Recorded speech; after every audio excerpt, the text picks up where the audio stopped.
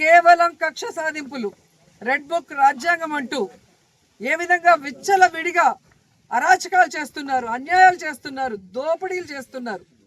ప్రజలందరూ గమనిస్తున్నారు. ఖచ్చితంగా నేపాల్ లాగా మిమ్మల్ని కూడా తరిమి తరిమి కొట్టే రోజులు చాలా దగ్గరలో ఉన్నాయని కూడా హెచ్చరిస్తున్నా. అండ్ నిన్న మొన్న చూశాను నేను భోగాపురం ఎయిర్పోర్ట్ గురించి. సిగ్గు లేకుండా సెంట్రల్ మినిస్టర్ రామ్మోహన్ రావు గారు, అచ్చెన్నాయుడు వీళ్ళందరూ కూడా చంద్రబాబు నాయుడు కృషి చేశాడంట. ఏం కృషి చేశాడు నాయన? ఎన్నికలు ఉన్నాయంటే నెల ముందర రాయేయటమా? ఇలాంటి రాళ్ళు రాష్ట్రం మొత్తం వేశాడు. ఏ రోజు ఏ రాయికి పనిచేయలేదు.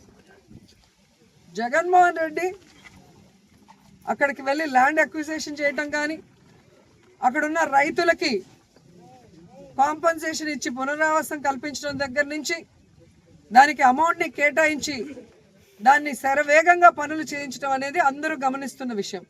అండ్ సాక్షాత్తు జిఎంఆర్ హెడ్ మల్లికార్జున గారే చెప్పారు కదా, ఆ రోజుల్లో వైఎస్ఆర్ గారి చేతుల మీదుగా శంషాబాద్ కొడుకుల చేతి మీదుగా భోగాపురం ఎయిర్పోర్ట్ కడుతున్నా నాకు చాలా హ్యాపీగా ఉంది అని. ఇంత స్పష్టంగా వాళ్ళు పబ్లిక్గా మీటింగ్స్లో చెప్పిన దాన్ని ప్రజలు వినలేదనుకున్నారా, చూడలేదనుకున్నారా, లేదా మతి మరుపులు ప్రజలకు అనుకున్నారా? సిగ్గు లేకుండా అబద్ధాన్ని చెప్తున్నారు.